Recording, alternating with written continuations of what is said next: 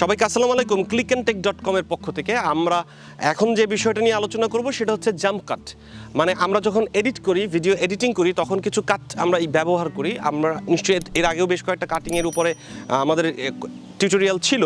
So আজকে যেটা হচ্ছে সেটা হচ্ছে জাম্প কাটের উপরে। তো জাম্প কাট বিষয়টা আসলে কি?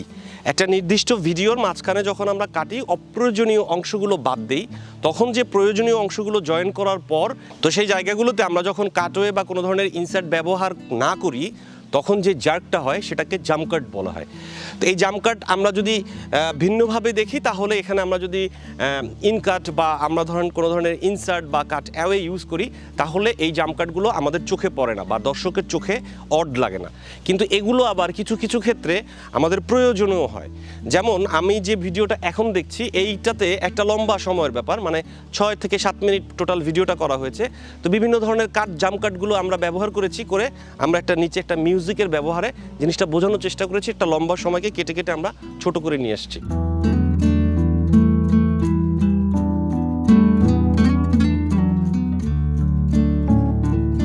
এক্ষেত্রে জাম্প কাটটা এক ধরনের ইফেক্ট হিসেবে কাজ করছে। আবার ধরেন আমি এখন কথা বলছি, এই কথার ভেতরে আমার বেশ কয়েকবার ফাম্বেল হলো, মানে আমি ভুল বললাম। তো এখানে আমি কাটলাম, কাটার পর যদি আমি এখানে কোনো ধরনের ইনকাট বা কোনো ধরনের ইনসার্ট ব্যবহার না করি, সেক্ষেত্রে এই জাম্প কাটগুলো আবার দর্শকের কাছে একটু খারাপ লাগবে বা অড লাগবে, মানে সে স্বাভাবিকভাবে এটা নিতে পারবে না। তো এই হচ্ছে জাম্প কাটের দুই ধরনের ব্যবহার। আপনারা কোন ক্ষেত্রে কোনটা ব্যবহার করবেন সেটা আপনার নিজের ভিতরে আস্তে আস্তে গ্রো করবে। আপনারা বিভিন্ন সময় কাজ করতে করতে জিনিসটা নিজের ভিতরে গ্রো করবেন যে মূলত জাম্প কাটটা কোথায় কীভাবে ব্যবহার করা হয়। শর্ট ভার্সনে আমি যদি বলি, অ্যাজ এ ইন্টারভিউ, ধরুন আমি এখন একটা ইন্টারভিউ দিচ্ছি, এক্ষেত্রে আমাদের জাম্প কাট ব্যবহার করা উচিত না, অড লাগে দেখতে। এক্ষেত্রে আমাদেরকে ইনকাট অথবা কাট অ্যাওয়ে বা ইনসার্ট আমাদের ব্যবহার করতে হবে। আবার আমি যে ভিডিওটা দেখালাম, মাছ ধরছে, লম্বা একটা সময় ব্যাপার, মাঝখানে আমি কেটে কেটে, শুরু মাঝে আবার একটুখানি কেটে কেটে একটা ছোট্ট সিকোয়েন্স তৈরি করেছি।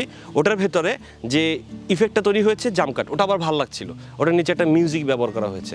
এবং এখানে আরেকটা ছোট্ট রুলস আছে, সেটা বলে রাখি, আপনাকে সেম ফ্রেমে থাকতে হবে। আপনি যদি জুম ইন করেন বা জুম আউট করেন, সেখানে যদি আপনি কাটগুলো দেন, তখন আর এই জাম্প কাটের এই মজাটা পাবেন না। একটা সেম ফ্রেমে রেখে যদি আপনি কেটে কেটে নিচে মিউজিক দেন, তখন এই জাম্প কাটটাই আপনার কাছে ভালো লাগবে। আপনাদের অসংখ্য ধন্যবাদ আমাদের সাথে থাকার জন্য, clickandtech.com এর সাথে থাকার জন্য। আমাদের লাইক দিবেন, কমেন্ট করবেন এবং শেয়ার করবেন।